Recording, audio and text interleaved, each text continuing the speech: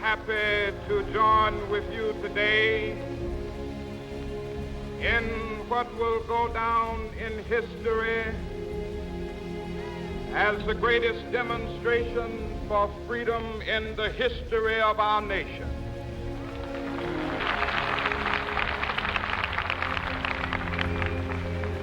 Fourscore years ago,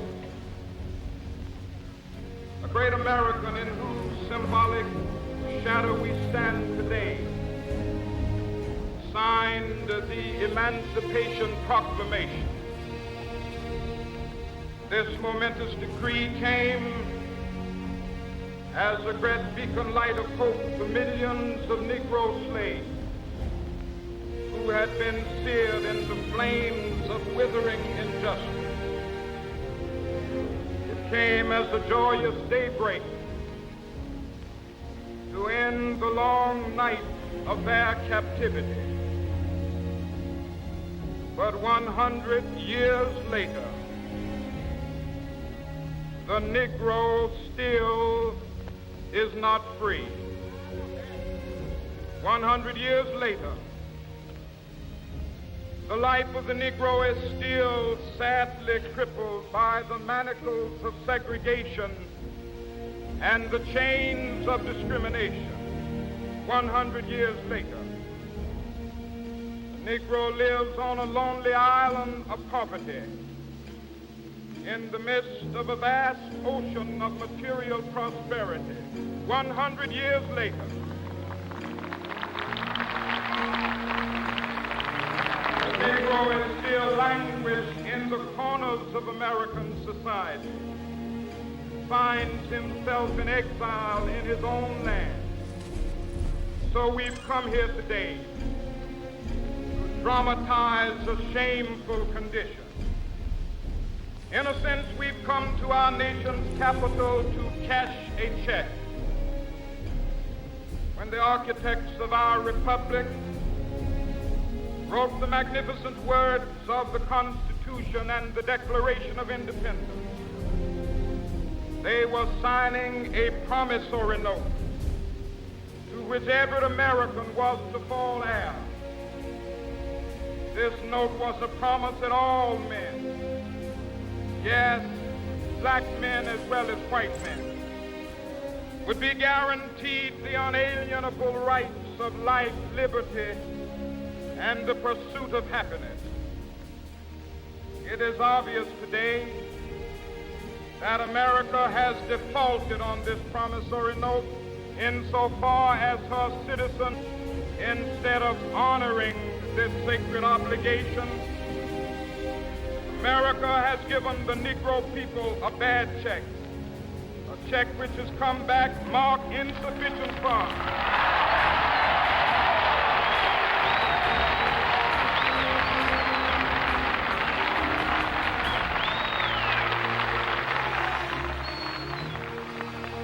But we refuse to believe that the Bank of Justice is bankrupt.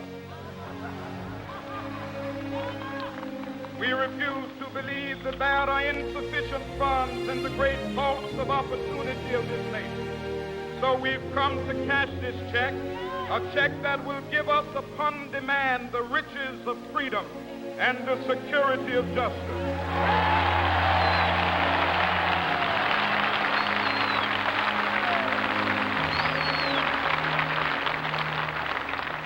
We have also come to this hallowed spot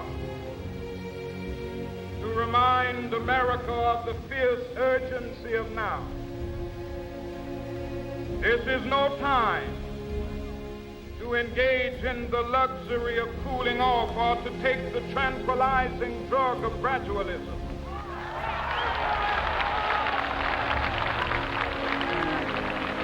Now is the time to make real the promises of democracy.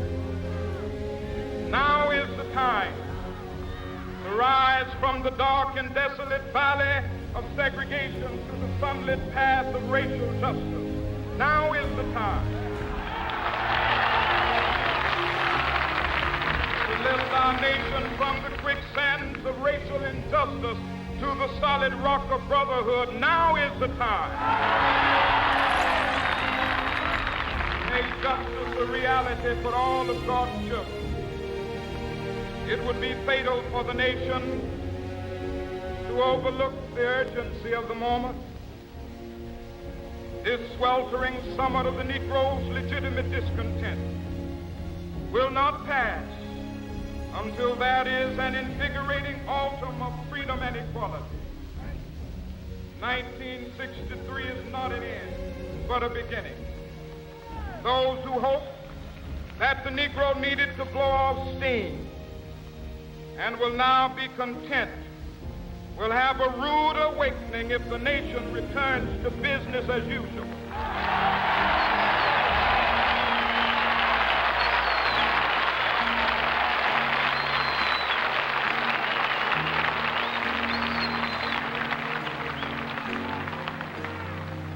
There will be neither rest nor tranquility in America till the Negro is granted his citizenship rights. The whirlwinds of revolt will continue to shake the foundations of our nation until the bright day of justice emerges.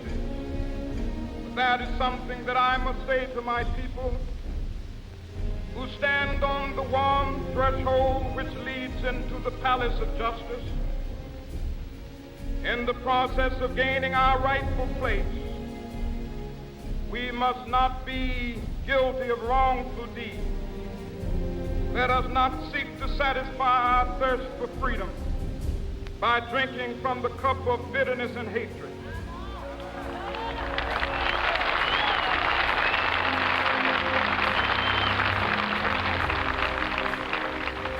We must forever conduct our struggle on the high plane of dignity and discipline. We must not allow our creative protests to degenerate into physical violence. Again and again, we must rise to the majestic heights of meeting physical force with soul force. The